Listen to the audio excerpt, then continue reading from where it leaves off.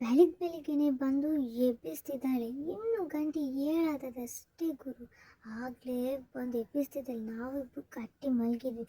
And ಅವಳು ಎಬ್ಬಿಸುವಾಗ ನಂಗೆ ಎಚ್ಚರಿಕೆ ಆಯಿತು, ಆದರೂ ನಾನು ಮಲ್ಕೊಂಡದ್ದು. ಸೊ ಗೈಸ್, ಬೆಳಿಗ್ಗೆನೆ ಈಗ ಮ್ಯಾಗಿ ಮಾಡಲಿಕ್ಕೆ ಸ್ಟಾರ್ಟ್ ಮಾಡಿದ್ವಿ ನಾವು. ಮ್ಯಾಗಿ ಮಾಡ್ತಿದ್ದೀವಿ ನಾವು, ಇವತ್ತು ಮ್ಯಾಗಿ ಮಾಡ್ತಿದ್ದೀವಿ. ಹೊರೇ ಫಸ್ಟಿಗೆ ಟೊಮೆಟೊ, ಆಮೇಲೆ ನೀರುಳ್ಳಿ ಹಾಕಬೇಕು, ಸಮ ಕೊಚ್ಚಬೇಕು ಅದನ್ನು ಸಣ್ಣ ಸಣ್ಣಾಗಿ. ಆಮೇಲೆ ಕೊಚ್ಚಿದನ್ನು ಟೊಮೆಟೊ, ನೀರುಳ್ಳಿ ಆ್ಯಂಡ್ ಮೆಣಸು ಸಣ್ಣ ಸಣ್ಣ ಮಾಡಬೇಕು.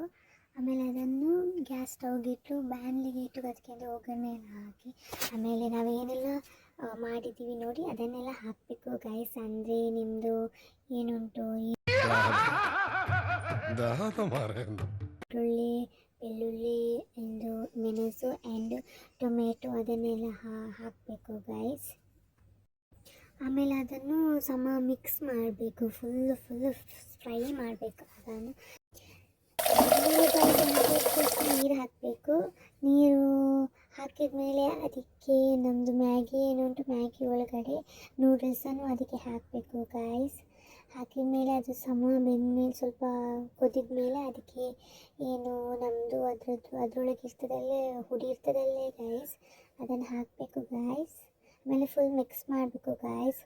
ಆಮೇಲೆ ಇನ್ನೊಂದು ಹಾಕಬೇಕು ಗಾಯ್ಸ್, ಆಮೇಲೆ ಮಿಕ್ಸ್ ಮಾಡಬೇಕು ಗಾಯ್ಸ್.